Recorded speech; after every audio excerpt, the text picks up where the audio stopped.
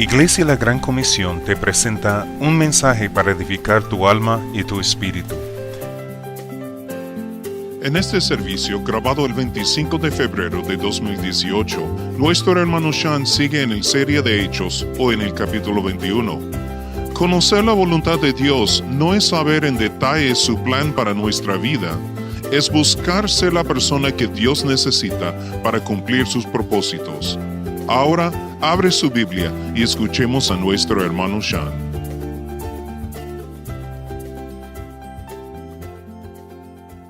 Hoy va a ser un día muy especial para ustedes. Yo sé que esta prédica que Dios me dio esta semana ha sido difícil, y siempre cuando son difíciles es porque ya Dios tiene algo bueno para decirnos y hablarnos de su palabra.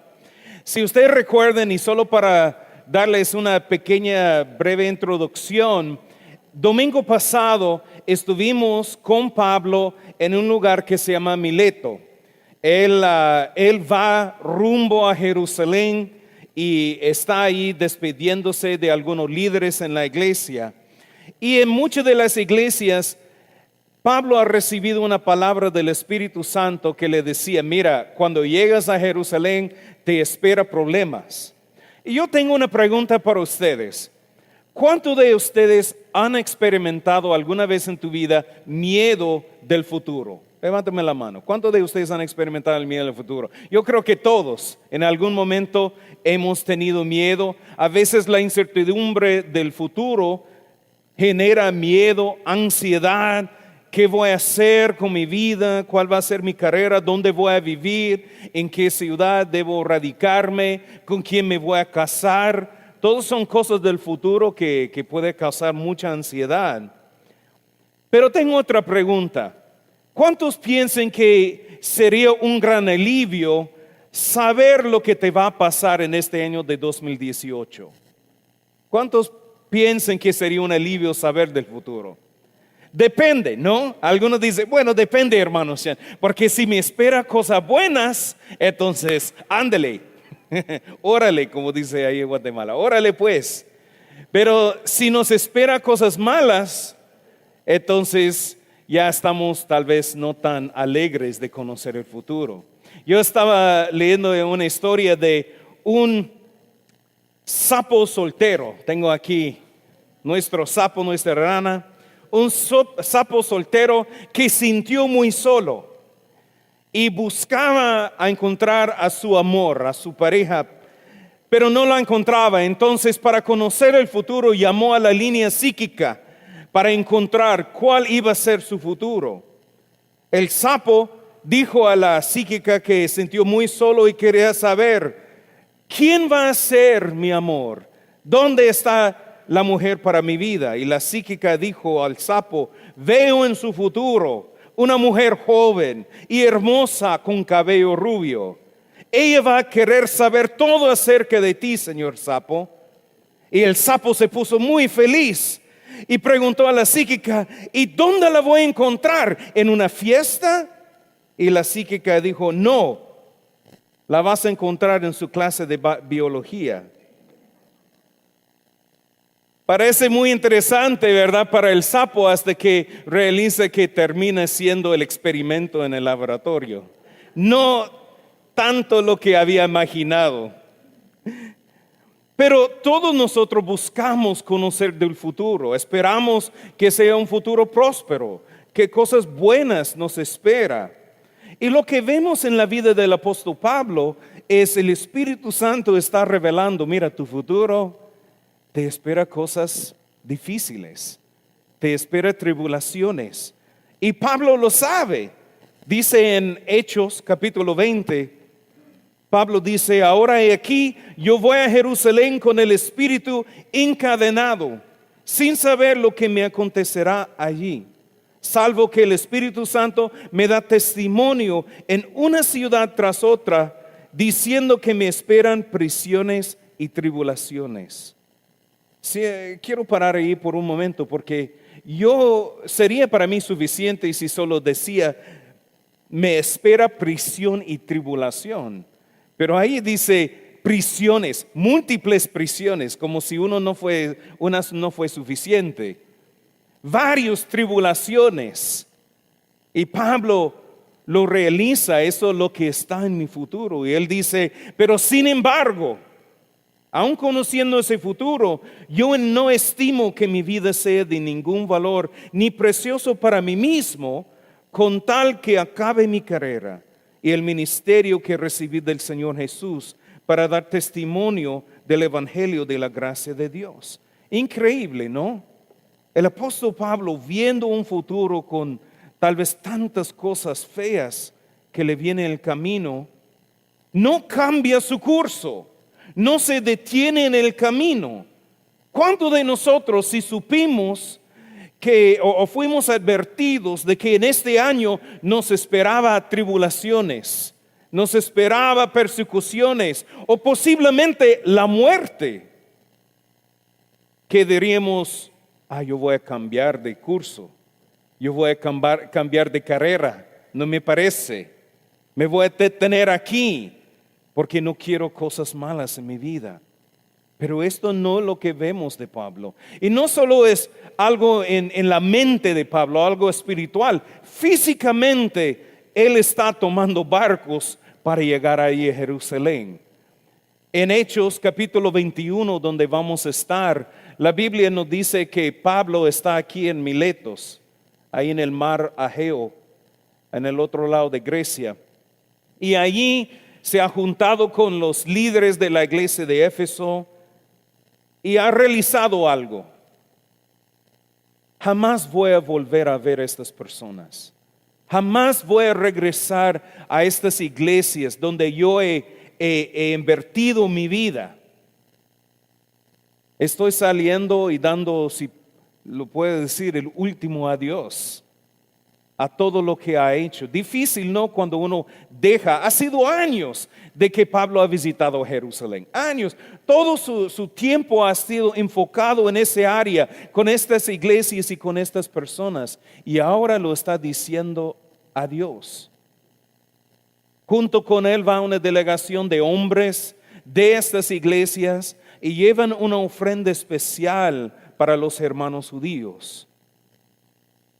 Entonces, la Biblia nos dice que se despidió, los hermanos lloraron como niñas. La Biblia dice abrazándolo, besando a su cuello y no lo sueltan, lo siguen hasta subir el barco.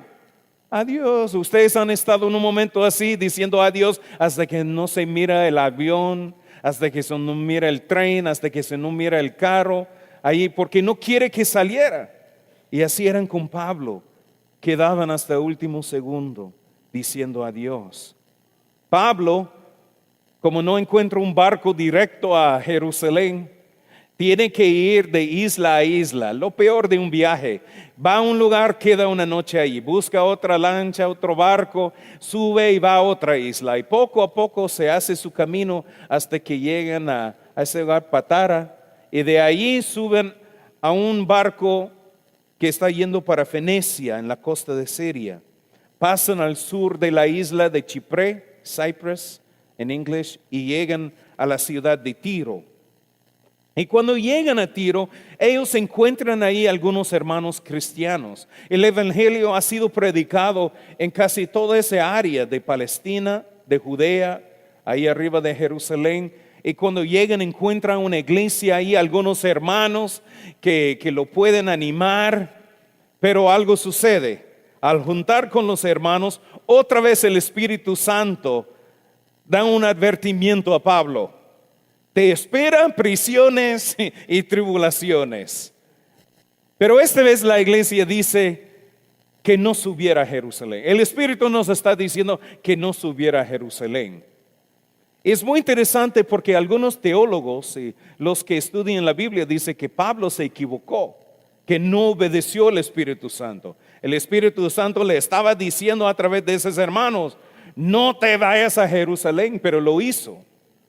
Yo no lo veo ahí como él está siendo desobediente, porque en otras ocasiones vemos donde el Espíritu impidió a Pablo entrar en una cierta región o cierta área Pablo obedeció al Espíritu Santo. Yo creo que los hermanos, viendo lo que le esperaba a su hermano en fe, el hermano Pablo, se preocuparon demasiado y dijeron que no se vaya, diciendo que fue la palabra del Señor. Y es bueno tomar una pausa aquí y hablar de eso, porque a veces cuando hay gente que tienen sueños, que el Señor les habla en sueños o le habla con una palabra profética, tenemos que tener mucho cuidado de no meter nuestra interpretación sobre el sueño o sobre la palabra. Había escuchado una vez que una hermana tenía un sueño y la contaba a la otra hermana: hermana, yo te vi en un sueño vestido de blanco. Y dice: te vas a morir.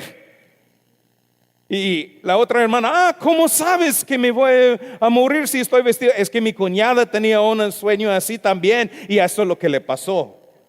La cosa es que no, usted vio a la hermana vestida de blanca, puede casarse, puede hacer varias cosas. Ahí muchas veces no es para nosotros interpretarlo para los hermanos. Es decir lo que el Señor nos está mostrando y dejar que Dios haga su obra.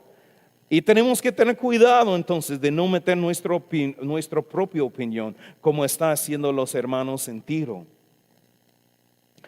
Pablo no se detiene. Él, como Jesús, cuando tiene su deseo de ir a Jerusalén, la Biblia dice que Jesús, cuando se cumplía el tiempo en que había de ser crucificado y resucitado, Él afirmó su rostro para Jerusalén. Es decir, que y esto voy a Jerusalén, nada me va a quitar. Esta es la dirección que tengo que ir. Y Pablo igual.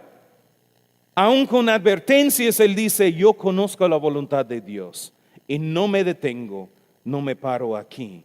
Entonces los hermanos otra vez lo siguen fuera de la ciudad para el barco donde van a subir otra vez para salir de Tiro.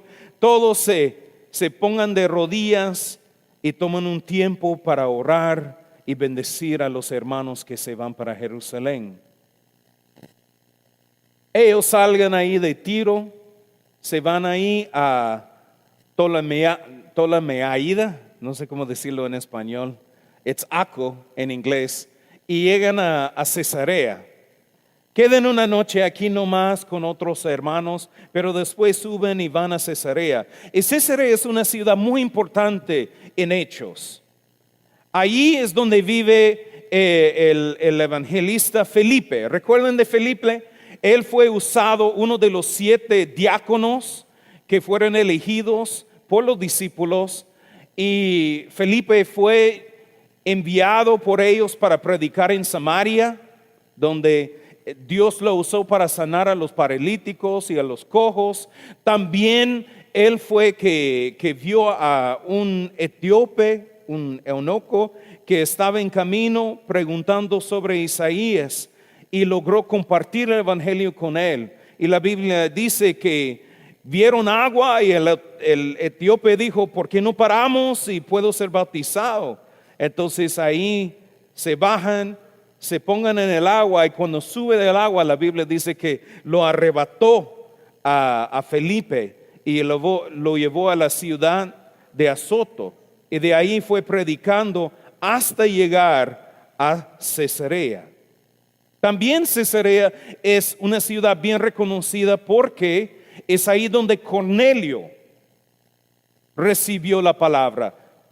Pedro, en un sueño, recibió las noticias que un hombre le venía a buscar y que él tenía que ir y predicar y no detenerse, aunque fue gentil. Los judíos no eran permitidos entrar en la casa de un gentil, pero Dios lo dice: entra, predica. Y me encanta porque cuando Pedro va y comienza a predicar, el Espíritu Santo ni espera hasta el final de la prédica. En medio de la prédica se cae sobre todos y todos son llenos del Espíritu Santo. Y es la primera vez que nosotros los gentiles recibimos la salvación y la llenura del Espíritu Santo. Y todo eso está en la ciudad de Cesarea, donde ellos se encuentran. Hay una iglesia grande.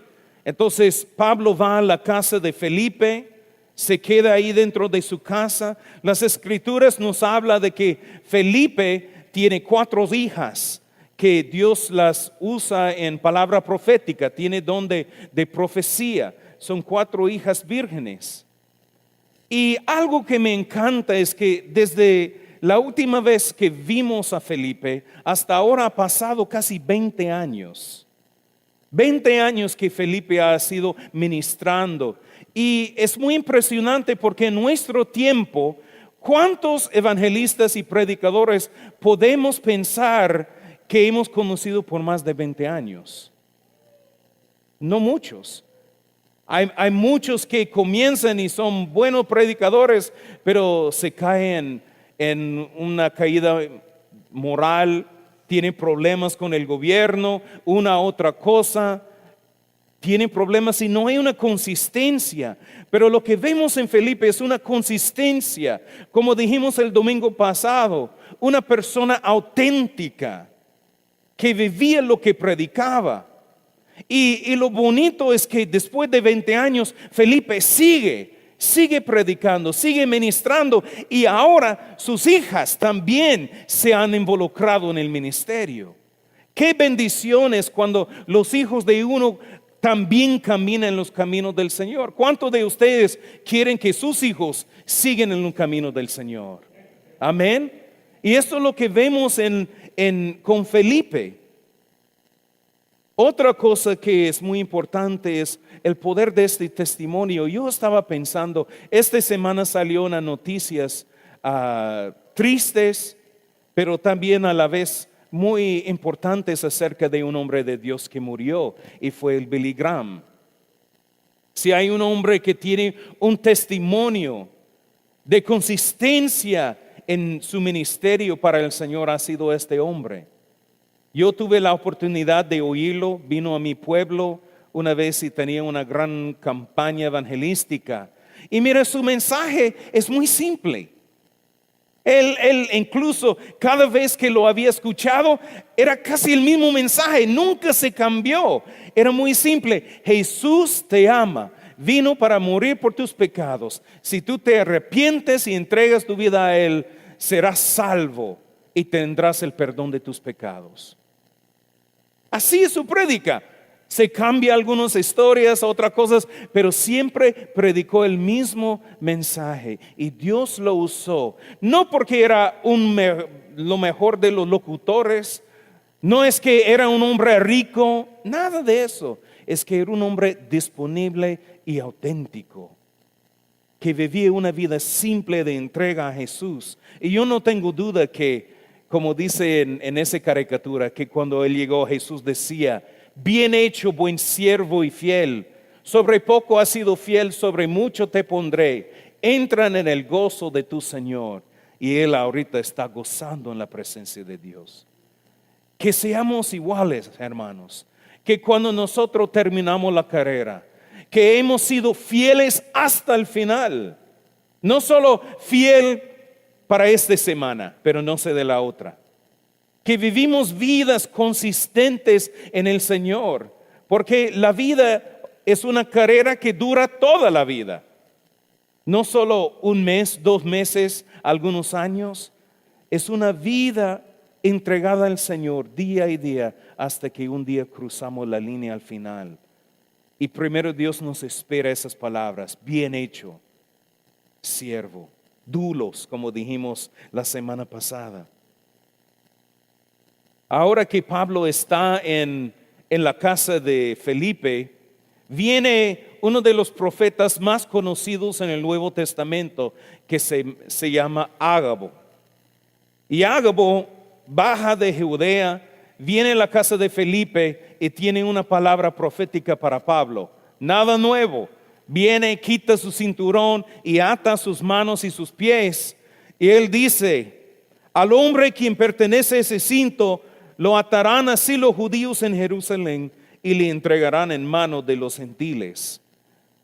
Los hermanos, al oír eso, para Pablo era nada nuevo, pero para los hermanos, al oír lo que va a pasar, se asusten, se pongan tristes y comienza a rogar a Pablo: por favor, no subiera a Jerusalén, no te vas detengas aquí, vamos a otro lado, no vas ahí. Y comienzan a llorar y rogar a Pablo. Y Pablo finalmente dice, ¿qué hacen ustedes llorando tanto? Deja. Ya están quebrantándome el corazón. Él dice, mira hermanos, no me importa lo que me espera.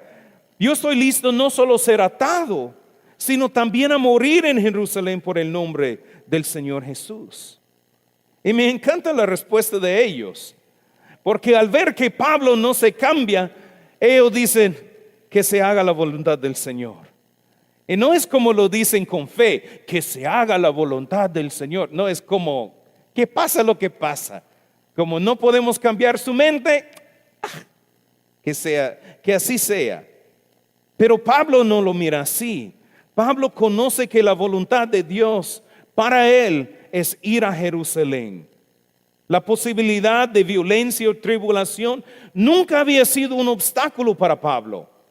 Desde que Jesús lo tiró en el suelo en un camino a Damasco, Pablo había buscado siempre hacer la voluntad de Dios, no importando dónde Dios lo llevaba o lo que lo esperaba ahí. Y lo que vemos en la vida de Pablo es el segundo parte que quiero llegar en la prédica el día de hoy, es ¿qué significaba la voluntad de Dios para él? Para muchos es conocer el futuro, ¿verdad? Pero para Pablo, hacer la voluntad de Dios era un estilo de vida, un comportamiento que buscaba agradar a Dios y no sus propios deseos. Conocer la voluntad de Dios no era saber en detalles los planos de Dios para su vida, pero era ser la persona auténtica que Dios necesitaba para cumplir sus propósitos. Así que vamos a tomar un tiempo hoy para hablar sobre qué significa que se haga la voluntad de Dios, que se haga la voluntad del Señor. Si están siguiendo en su guía, ahí llegamos a algunas partes que pueden llenar si quieren. Y la primera cosa que quiero mencionar es que muchas veces tenemos un mal concepto sobre lo que es saber la voluntad de Dios. Para muchos conocer la voluntad de Dios es que Dios nos muestra qué carrera Él tiene para nosotros, qué persona vamos a casar, con quién vamos a casar, qué tipo o en qué ciudad donde vamos a vivir. Dios, muéstrame tu voluntad y queremos detalles, queremos ver los planos de Dios para nuestra vida. Quiero conocer en qué ministerio voy a trabajar. Y esto da la idea que entonces cuando hablamos de la voluntad de Dios, hay una vida ideal.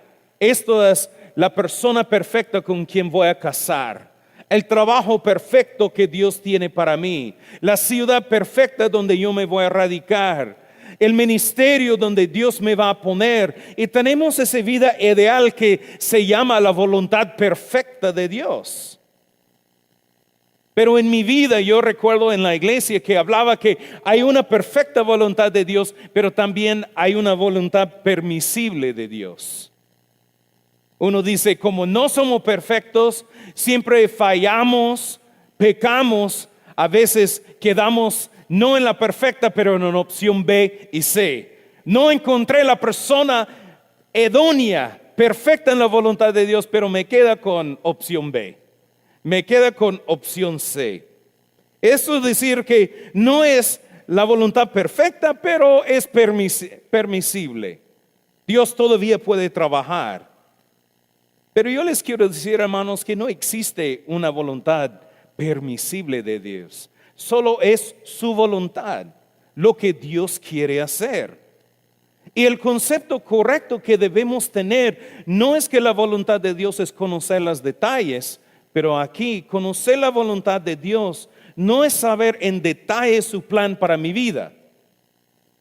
Es buscar ser la persona que Dios necesita para cumplir sus propósitos.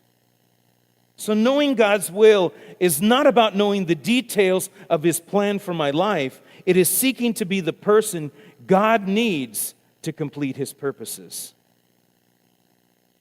So allí cuando yo oro y pido, Dios, dígame, ¿quién es la persona perfecta para mí? ¿Qué es la ciudad donde debo trabajar? ¿En qué casa debo vivir o qué apartamento? Muéstrame tu voluntad. Estamos incorrectos, equivocados. No importa el lugar, no importa la persona, importa quiénes somos nosotros. Porque en cada una de esas cosas estamos diciendo, ¿cuál es la persona para mí? ¿Cuál es la ciudad para mí? ¿Cuál es el lugar donde yo voy a ser próspero? ¿Cuál es la vida que yo debo tener? El enfoque es lo que yo quiero, lo que es mejor para mí. Pero la voluntad de Dios no se trata de mí, se trata de lo que Él quiere hacer. Se trata de lo que Él quiere cumplir. No hacer mis deseos. Y mucha gente tiene una mala percepción de Dios, que Dios existe para contestar nuestras oraciones. No, nosotros existimos para hacer su voluntad. Hay una gran diferencia. Y para poder entender la voluntad de Dios, hay tres aspectos o tres cosas que yo quiero hablar. No acaba con todo, pero yo creo que son una buena guía. Y la primera es esta. La voluntad de Dios dice que tú naciste por un propósito. Tú no eres un accidente. No importa si tus padres estaban planeando tu nacimiento o no. Tú fuiste creado por un propósito. David dice en Salmo 139, porque tú formaste mis entrañas, me entretejiste en el vientre de mi madre. Te doy gracias porque has hecho maravillas. Maravillosas son tus obras y mi alma lo sabe muy bien. Da una pregunta, hermanos. ¿Cuántos de ustedes son obra de Dios? ¿Cuántos de ustedes son obra de Dios? ¿Y qué dice ese verso acerca de las obras? ¿Son qué? Yo quiero que tomas el dedo, apuntas a ti mismo y dice, yo soy maravilloso. Otra vez, yo soy maravilloso. Mira a la persona a tu lado, la derecha, la izquierda, y dice, tú eres maravilloso. Ahí con una sonrisa, no forzados, ¿ok?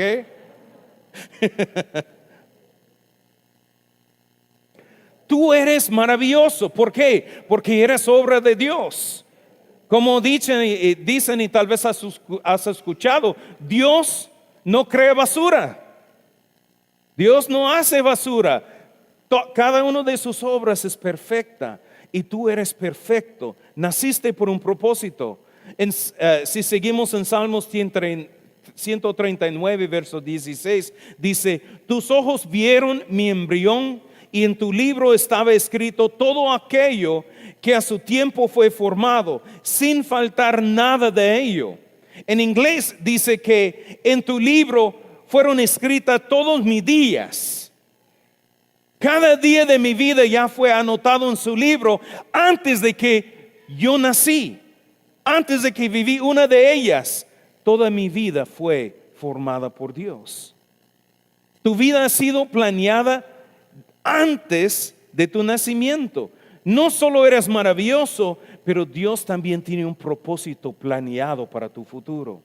Apocalipsis 4 habla de los ancianos en el cielo. Cuando todos están adorando a Dios, ellos se postran delante del Dios en su trono, echan delante de Él sus coronas y ellos comienzan a cantar, digno eres tú, oh Señor y Dios nuestro, de recibir la gloria, la honra y el poder, porque tú has creado todas las cosas, y escucha esto, y por tu voluntad tienen ser y fueron creadas.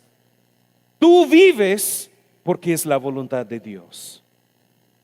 No solo naciste con un propósito, tú vives, tú existes porque esto es el deseo de Dios.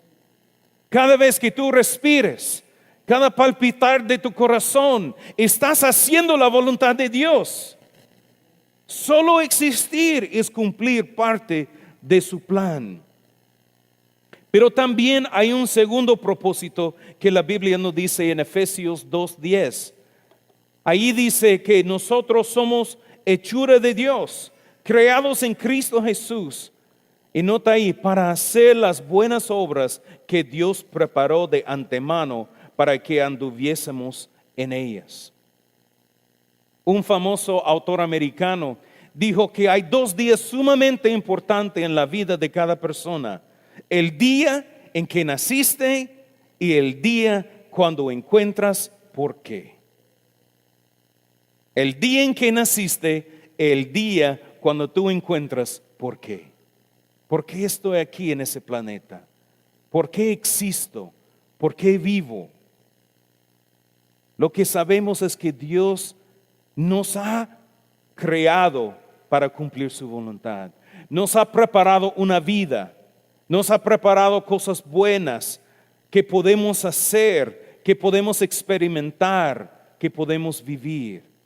Esto es parte de su voluntad. Y esto nos lleva al segundo. La voluntad de Dios entonces es hacer lo que Dios quiera, como Dios quiere. The will of God is to do what God wants, how God wants. Si miramos en nuestro mundo el día de hoy, la mayoría de la gente viven para agradar a ellos mismos. Para muchos su único propósito en la vida es el placer. Comer lo que quieren comer, hacer lo que quieren hacer, ver lo que quieren ver, decir lo que quieren decir, sentir lo que les hace sentir feliz. Solo buscan el dinero para poder hacer las cosas que le agrada. Yo recuerdo, viví en Texas por unos años y trabajé en una empresa del campo petrolero. Y las personas con quien trabajaba, algunos mecánicos y había algunas secretarias, siempre contaba los días para viernes. Viernes sí fue el día que más anhelaba, el fin de semana. Y a las 4 de la tarde todos se pusieron felices. Pusieron música, comenzaron a limpiar sus escritorios, los mecánicos guardando las herramientas, limpiando el garage. Y todos contando los minutos para salir del trabajo, porque todos tenían planes. Habían esperado toda la semana para ahora en viernes. ¿Y cuál fue su plan? Bueno, salir a las cantinas con sus amigos, buscar para las secretarias los hombres guapos, para los mecánicos mujeres bonitas, para bailar, tomar y si todo salió bien, tener un momento íntimo con ellos. Para los hombres casados eran juntar con los amigos y ir a la cantina de hombres, como tienen el Paper Moon aquí, y ver bailar a las mujeres desnudas. Y después pasar sábado y domingo viendo sus partidos y deportes favoritos, o tal vez trabajando en un proyecto que tenían en el garage. Y esto era el propósito de sus vidas. Semana tras semana bebía solo para viernes, solo para fin de semana. Yo recuerdo, estuve con un muchacho trabajando y él hablaba al inicio de todas las chicas, y él sí era bien formado el hombre, él levantaba pesas y todo, y no les hacía falta las chicas que lo buscaban en las cantinas, y cada lunes venía hablando de otra chica con quien se durmió el fin de semana. Otra chica que tenía y otra chica contando todas sus victorias. Cada lunes entraba, fue la primera cosa que contaba. Pero después de un año recuerdo que él entró y me dijo, yo no sé por qué hago eso, es mejor que me caso. Y yo digo, ¿qué está cambiando? Es que todo es lo mismo, es aburrido, no me llena con un sentido de significado. Yo vivo así haciendo lo mismo, pero no conozco a esas chicas. No conozco por qué hago y gasto todo mi dinero.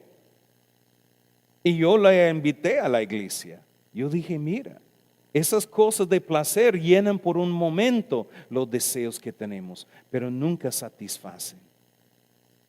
Nunca satisfacen. ¿Por qué? Porque fuimos creados no para buscar el placer y la felicidad. Fuimos buscados para hacer la voluntad de Dios. Pablo, hablando de la iglesia en Corinto, ellos tenían ese problema. Antes de conocer a Cristo, ellos habían entregado sus cuerpos a todo tipo de perversión. Pero ahora que ellos están en Cristo, Pablo los habla y dice, mira, ahora que están en Cristo, lo viejo ha muerto. Ahora tú puedes encontrar el propósito verdadero de sus vidas. No nacieron para la felicidad y el placer. Dios les había dado un significado mayor. Y esto lo encontramos en 1 Corintios 6, donde dice, ustedes no son sus propios dueños, porque han sido comprados por precio, dice Pablo. Glorificad pues a Dios en su cuerpo y en su espíritu, los cuales son de Dios. Él está diciendo, mira, tú naciste, tú tienes un propósito, a glorificar a Dios con tu cuerpo y con tu espíritu. Y hermanos, esto realmente es el secreto de la vida. Porque si realmente quieres conocer la voluntad de Dios para tu vida, es simplemente eso: glorificar a Él con todo lo que tú eres.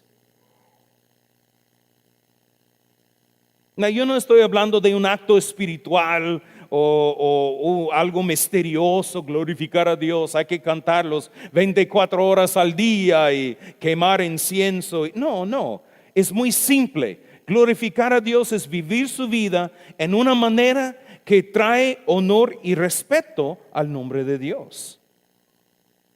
No es un acto grande que comienzas un ministerio que cambiaría el mundo, o que son prodigios, milagros. No tienes que seguir una lista de reglas sin fin para tratar de agradar a Dios. No, mire lo que dice en Miqueas. Dice, oh hombre, Él, Dios, te ha declarado lo que es bueno. ¿Qué requiere de ti el Señor? Solamente hacer justicia, amar misericordia y caminar humildemente con tu Dios. Es tan sencillo. Tal vez no tan fácil hacer, pero no tienes que escudriñar los grandes misterios del universo para encontrar la voluntad de Dios para tu vida. Se ve la voluntad de Dios cuando tú abraces a tu hijo o a tu cónyuge en la casa y lo demuestras amor. Se ve la voluntad de Dios cuando eres generoso con gente en necesidad, cuando decides perdonar en lugar de vengarse, cuando tratas bien a los que te tratan mal, cuando te dicen la verdad, aun cuando sería más fácil mentir. La voluntad de Dios es reconocer que Dios es quien te da la fuerza cada día para trabajar. Esto es la voluntad de Dios. Es ser como Cristo en cada una de las situaciones de nuestra vida. Y ¿sabes algo, hermanos? Cuando nosotros comenzamos a vivir así, encontramos la felicidad verdadera. Encontramos gozo y encontramos paz. ¿Cuántos de ustedes han experimentado esto ahora que son cristianos? Podemos decir, mira, yo experimenté los viernes en el club. Yo sé cómo es. Pero nada compara con la felicidad verdadera que he encontrado en Jesús. El gozo que pasa, un paz que sobrepasa entendimiento. Esto es lo que realmente satisface el alma.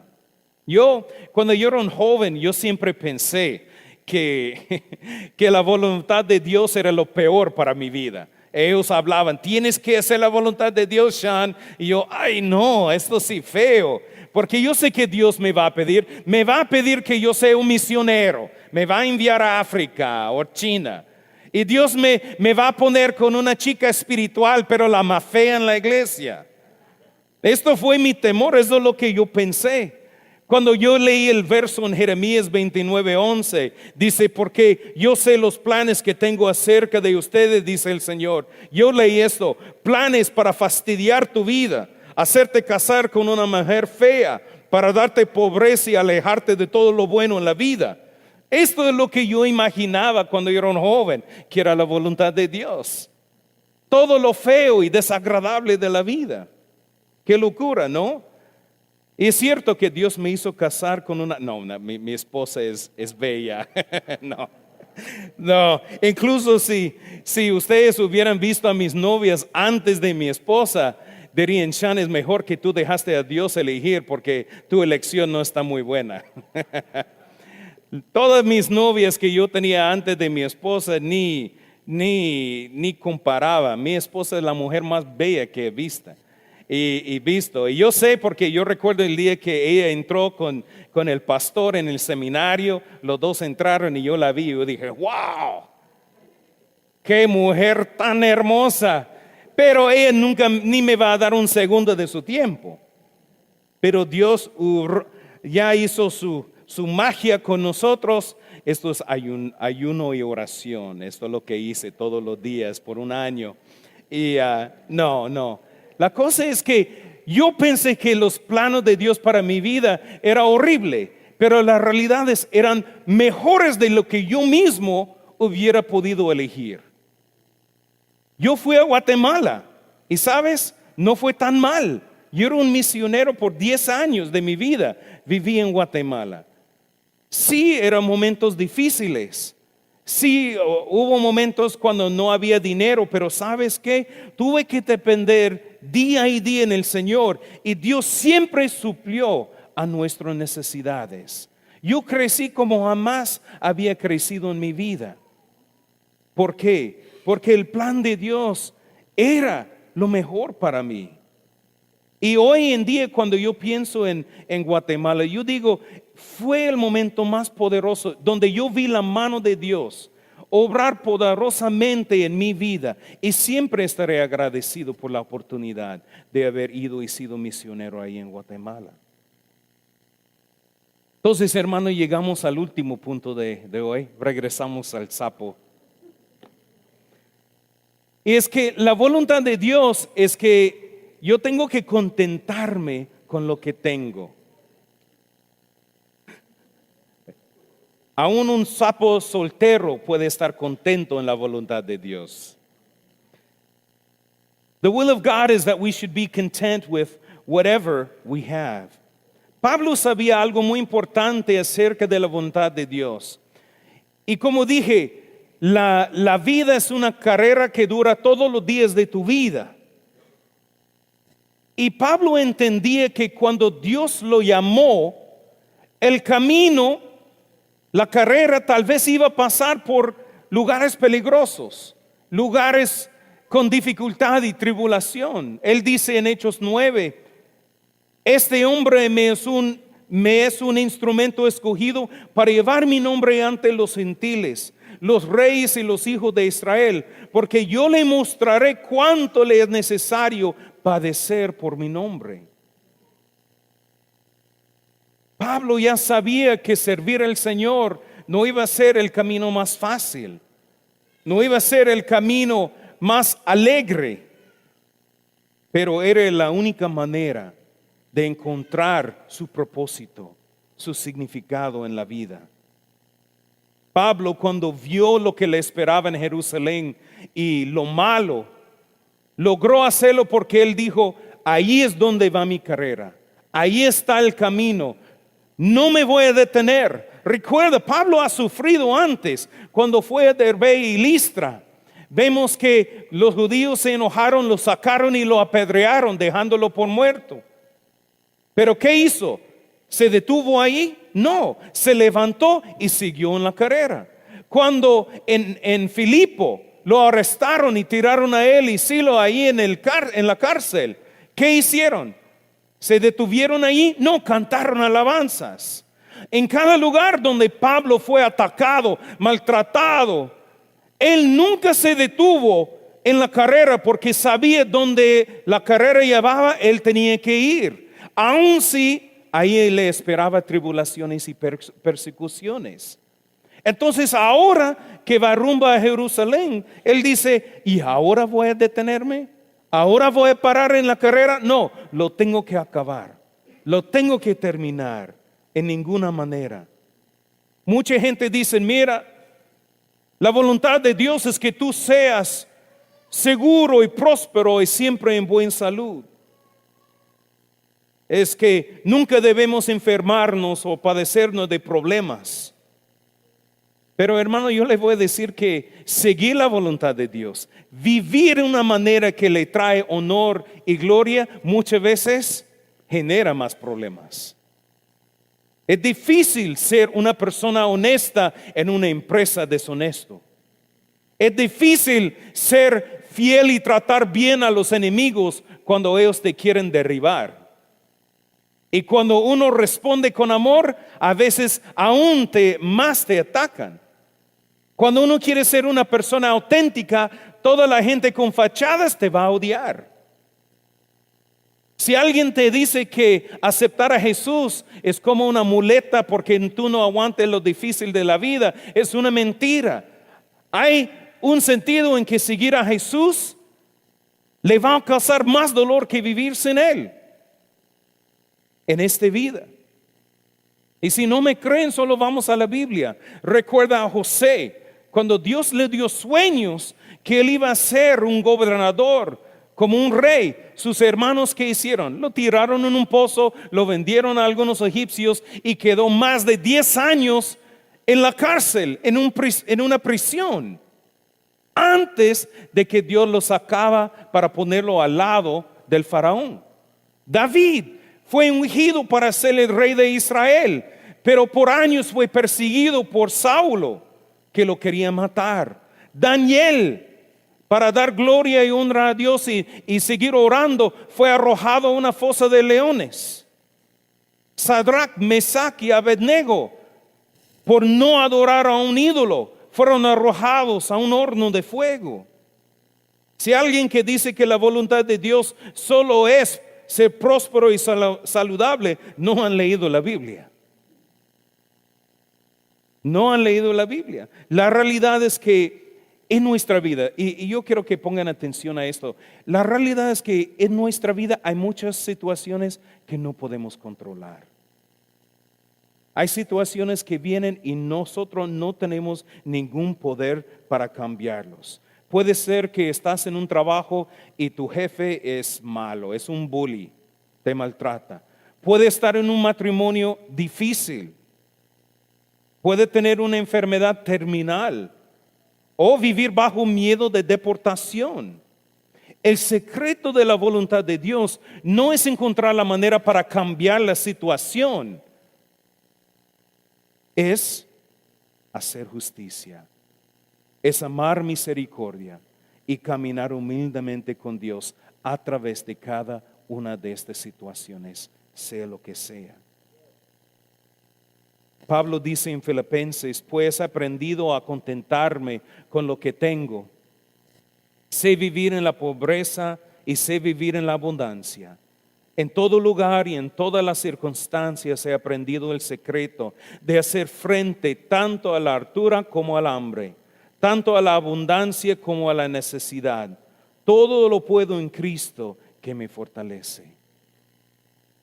Cuando dice que todo lo podemos en Cristo que nos fortalece, no está hablando de que yo puedo hacer lo que yo quiero hacer para mí mismo y que Jesús me va a tener la espalda.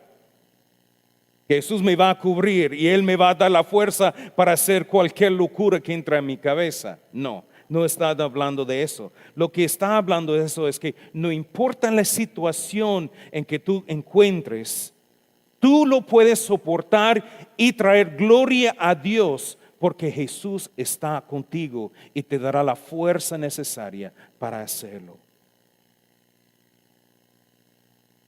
Tú puedes soportar todo lo que la vida te tira en tu cara y vencerlo.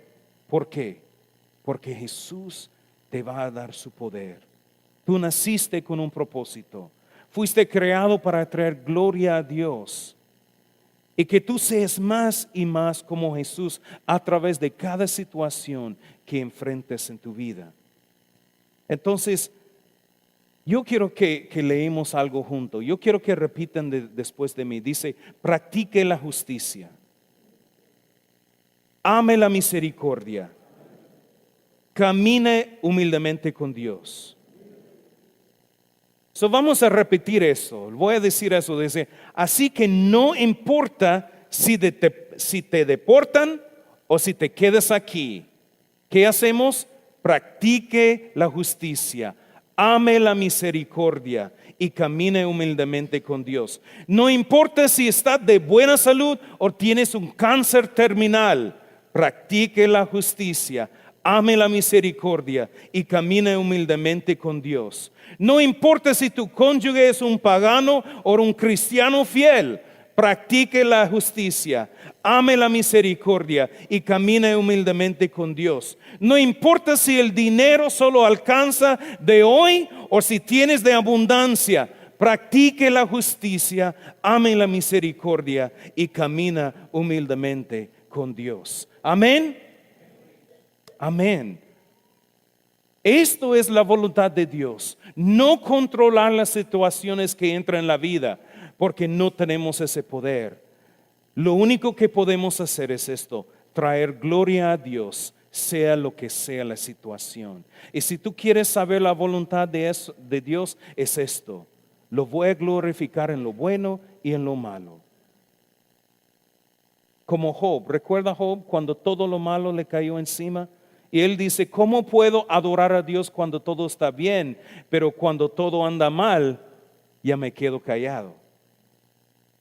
Hermanos, yo sé que cuesta, no voy a mentir. Cuando todo anda mal, había momentos en Guatemala que estuve ajustándome a la comida y mi mejor amigo fue el inodoro. Yo lo abracé mientras que todo que estaba en mi estómago salía. Y había días cuando yo dije, no soporto a Jesús. Si yo tenía el dinero, tal vez hubiera comprado los boletos para regresar a mi tierra natal aquí en los Estados Unidos, pero no hubo. Entonces, ¿qué tuve que hacer? Aferrarme de Dios y decir, me duele, no aguanto, pero todo lo puedo en Cristo. Si tú estás en una situación que tú dices, es imposible, no aguanto, no lo soporto, yo te digo, aférrate de Jesús. Todo lo puedes en Cristo, que te dará la fortaleza. Por favor, cierren sus ojos y vamos a orar.